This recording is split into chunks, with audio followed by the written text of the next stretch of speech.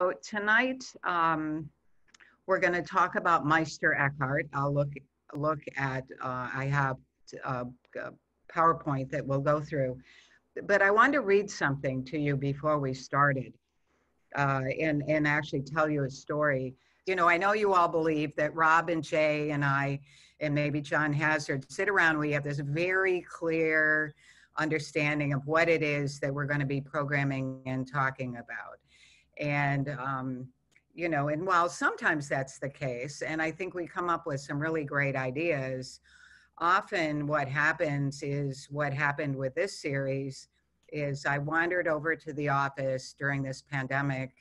I got a chair and I crawled up to the top shelf in Rob's office where he has a whole series of the classics of Western spirituality. And I went down the row and I chose the ones that seemed interesting. And because I know every time Rob has said there, and then the Quakers are at the end, he wonders why the Quakers are at the end. And it's because I thought, well, the Quakers, it was the Quaker Meeting House before Wainwright, and the Quakers have some very interesting spirituality, so why not the Quakers? But this series is put together by what seemed interesting that afternoon when I walked over to the office. So I ended up with Meister Eckhart. And why him? Because I don't know, in my reading and my looking around, his name comes up everywhere. And I didn't really know very much about him other than he's a Middle Ages guy. You know, he was monastic of some kind, I knew, but I didn't really know his theology and I didn't really know what his life was like. So that's how he ended up on the list. But I found something on Wikipedia that I think will wet your whistle a little bit. It says, Meister Eckhart has become one of the timeless heroes of modern spirituality, which thrives on an all-inclusive syncretism, which means kind of pulling things from many different places and putting it together. This syncretism started with the colonialization of Asia and the search of similarities between Eastern and Western religions. Western monotheism was projected onto Eastern religiosity by Western Orientalists, if you can keep all that straight, trying to accommodate Eastern religiosity to a Western understanding. So the kind of he ended up in this kind of mix of how do religions come together? How do people find a spiritual life? So you find him in Buddhist writings, you find him actually in Marxist writings. He's kind of all over the place in lots of different areas. I don't think he meant it. And you'll see from his life that he was a Dominican monk in the 1300s. But here he is now really being used in many, many different ways by many different spiritual organizations. So with that, I'll turn on my slideshow. And I also want to remind us what Rob had said about defining spirituality. And just going to the second definition here, spirituality, that which animates a person's life of faith, that which moves a person's faith to greater depths and perfection. So the idea that what we're learning here brings us closer to God in our everyday lives. Then the next slide, we actually start Meister Eckhart. And the picture didn't go. Oh, there's a little picture over there. Oh, well, we're not going to worry about that. Okay. So there he is. So he was born Eckhart von Hochhelm in Thuringia. And I have put at the top very authoritatively, he was born in 1270, but I found birth dates as early as 1250. The 1270 date came from the Society of Meister Eckhart, so I thought they must know when he was born. He died in 1327 or perhaps 28 in Avignon, France. He was a Dominican theologian and writer who was the greatest German speculative mystic. That's what he's thought of as today. He is interesting because he's living at a time when the Franciscans and the Dominicans are in great competition. And you'll see by the end of his story that he runs into trouble against a Franciscan.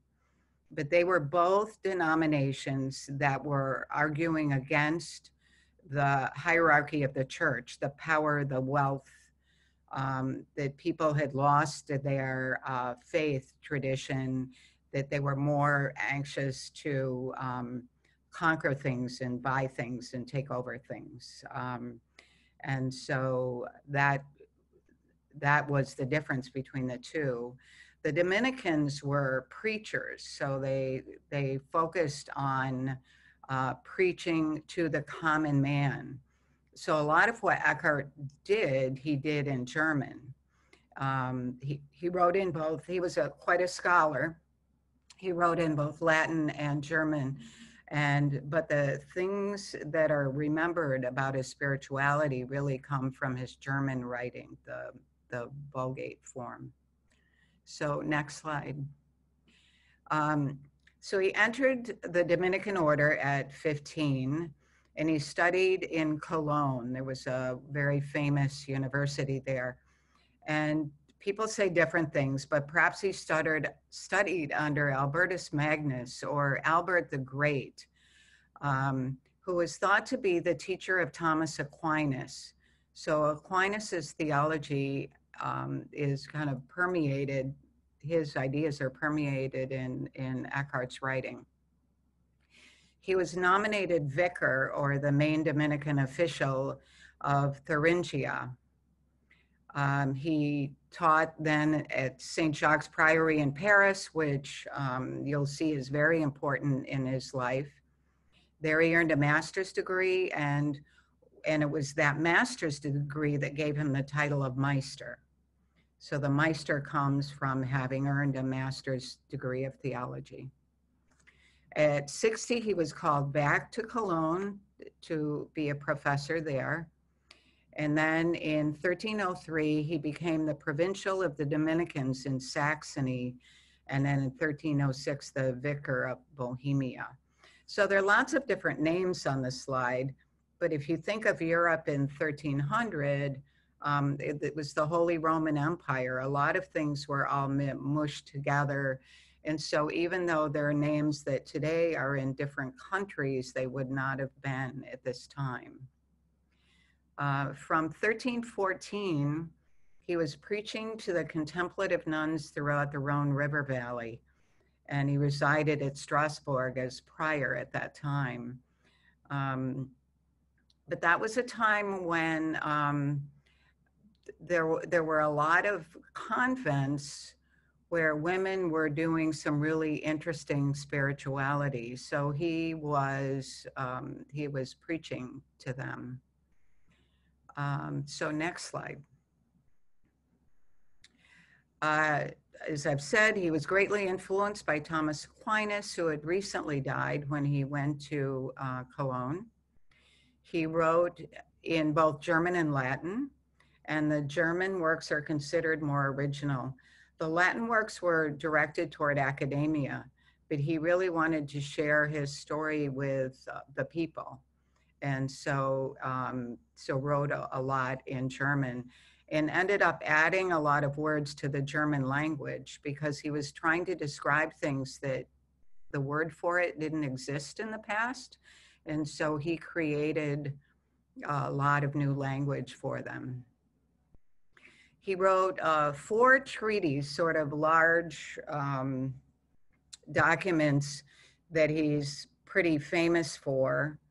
And they were talks on instruction on self-denial, sounds like a happy one, the nobility of will and intellect, and obedience to God. And so those documents are part of what he's known for. And then the next bullet I put in because of the Queen of Hungary. The best attested German work of his midlife is the Book of Divine Consolation. It was dedicated to the Queen of Hungary. So he must have been traveling in pretty high circles, I think. So next. So what we're going to look at tonight is, because I looked at lots of different things. There's lots of writing about him, and it's, you know, some people think this and some people think that. And I thought the best thing to do would be to go back, because his sermons are the things that are the most well known. So even though he got a bad name, and we'll talk about how he got his bad name, but the sermons were circulated throughout the known world, throughout Europe, during the 13, 14, 1500s. So he was fairly well known because of his sermons.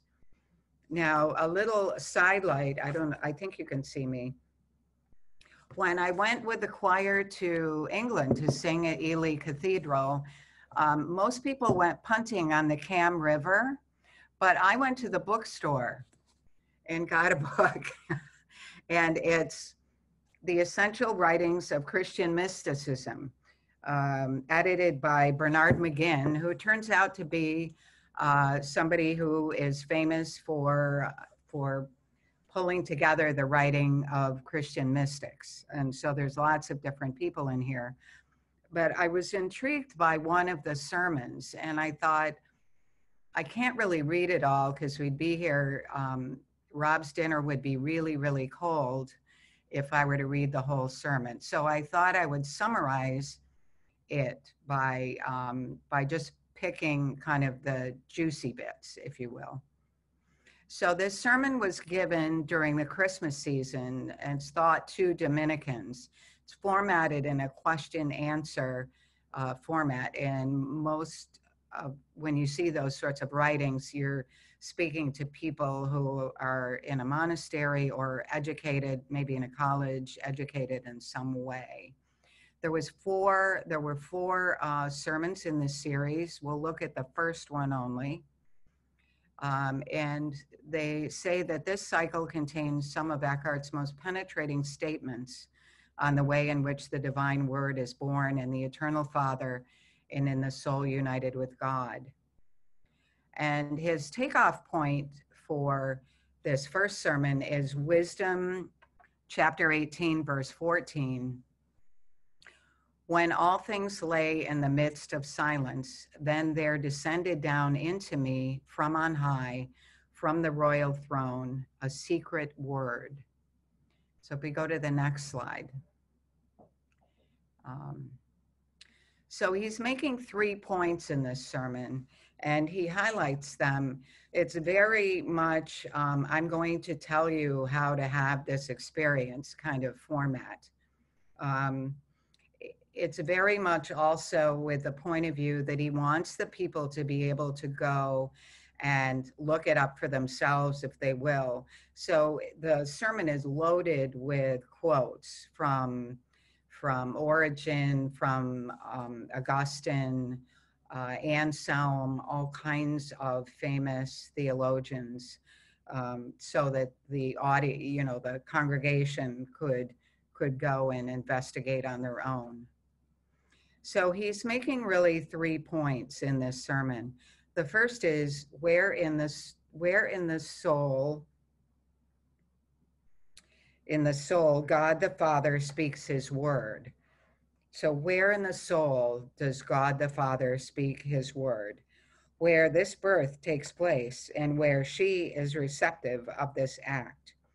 For that can only be in the very purest, loftiest, subtlest part that the soul is capable of. So when you hear about her, it's talking about wisdom, because wisdom is seen as is usually described in a feminine gender. So therefore, the soul in which this birth is to take place must keep absolutely pure and must live in noble fashion, quite collected and turned entirely inward, not running out through the 5 senses into the multiplicity of creatures, but all interned and collected, and in the purest part, there is his place. He disdains anything else. So, in order for this experience that he's describing to happen, you need to be living your life as this incredibly pure, not distracted. I'm not taking stuff in from my hearing or my seeing, my taste. I am totally under the will of God, so that God could do as he would with me. His second idea is man's conduct in relation to this act, to God speaking of this word within, to this birth, whether it is more profitable for man to cooperate with it so that it may come to pass in him. And he goes on,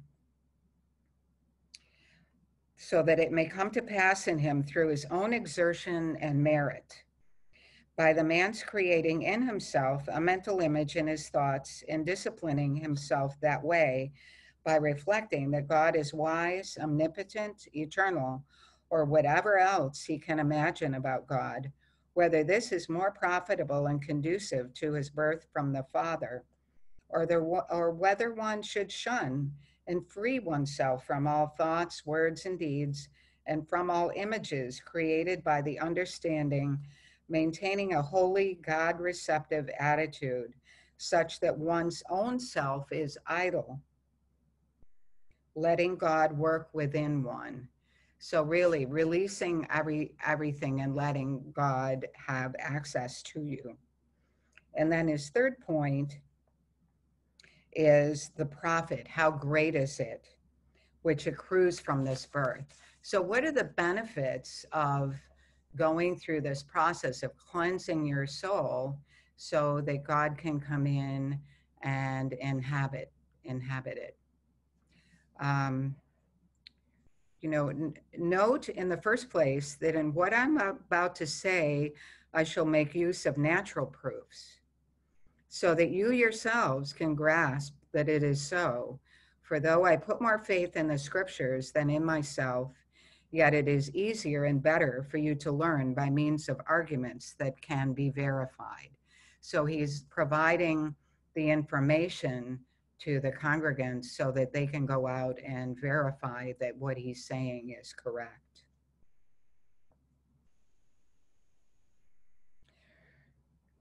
And this I loved.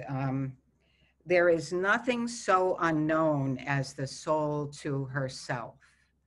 So he goes on for a page about how the soul, our own soul inside of us, knows the least about our own soul. There's no way to really know yourself in that way. And you must know too that inwardly the soul is free and void of all means and all images, which is why God can freely unite with her without form or likeness. So if we think we have an image in our head of God, he's saying you have to get rid of that. We don't know what God is, and therefore you have to be open to whatever comes from God acting in your life in this way.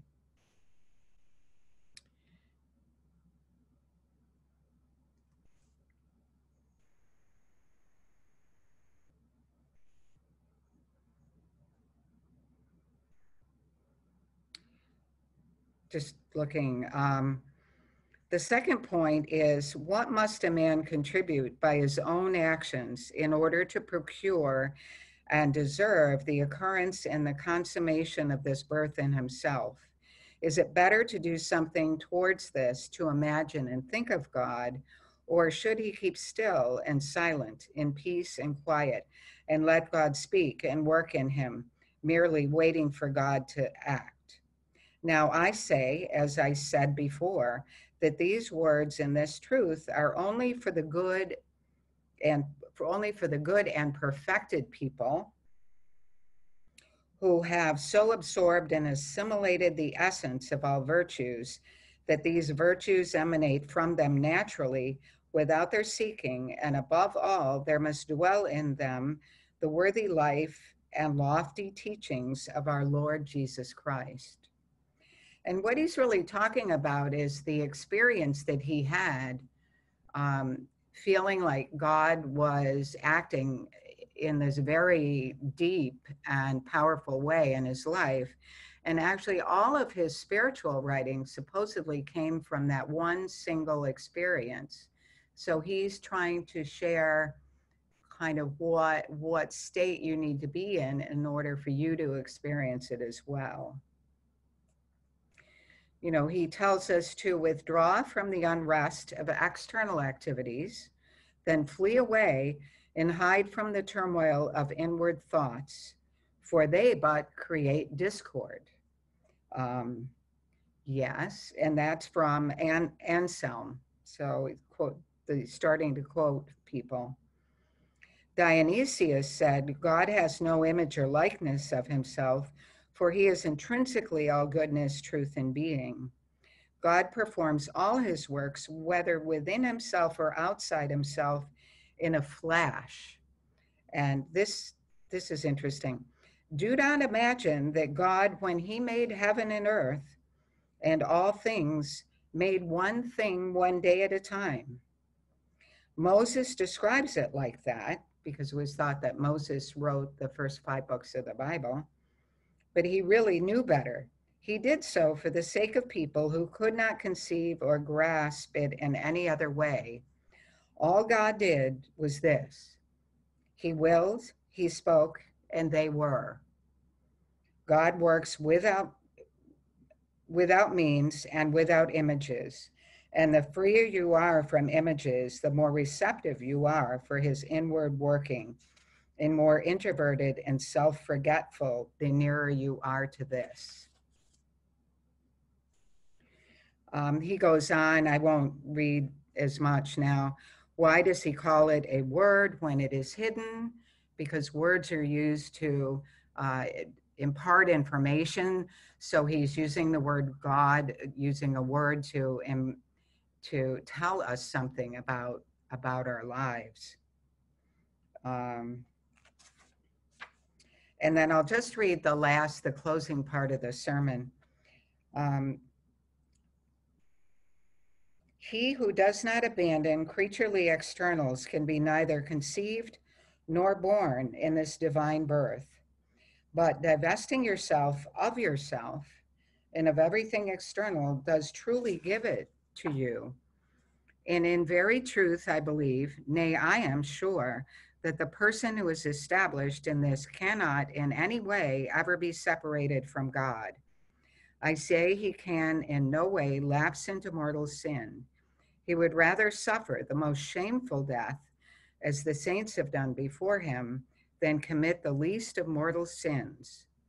I say such people cannot willingly commit or consent to even a venial sin in themselves or in others if they can stop it.